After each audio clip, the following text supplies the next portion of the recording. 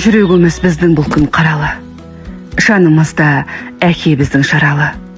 Аяқ асты кеткеніңіз өмірден қабырғаны қайыстырып барады. Кеттіңіз ғой еш ауырмай, сырқамай. Түсінбестен дестік біздер бұл қалай. 52 жаста әке небәрі сұма шалдың сізге тұзақ құрғанай. Еске алсақ, жүрегіміз сыздады.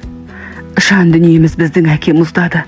Алып кетті, салып кетті өйткені өшпес жара желтоқсанның ызғары. Отбасыңа түсті әке ауырлық, мұң көрпесін амалғанша жамылдық. Бұл қазаңыз есеңгіретіп жіберді, әке сізді біздер қатты сағындық. Қиналып жүр сізсіз әке анамыз, таба алмадық ажалға еш шара біз. Қайда әке барсаңыз да анаммен ажырамай жүруші еді араңыз. Аяқ асты жүрегіңіз тоқтады, жанға түсті қайғы мұңның шоқтары.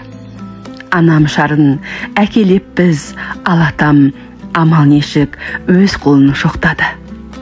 Сөзбен айту ішкі халді қиынай, бос қаңырап қалғандай ма үйімай. 5 перзенттің барлық қуаныштарын көріп әке кетіпті бұйырмай. Жүрегіңіз, жаныңыз да кең еді, арманыңыз, мақсатыңыз көп еді. Дәм түзіңіз бітіп әкеу өзіңді бұл қара жер құшағына бөледі.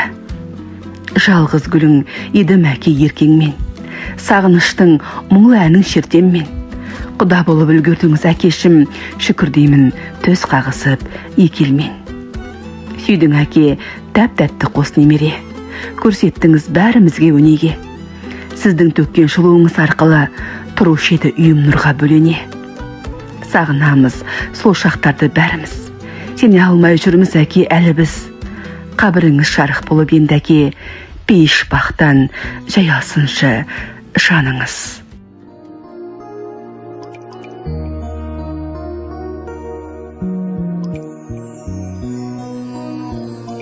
Көзімді жұмса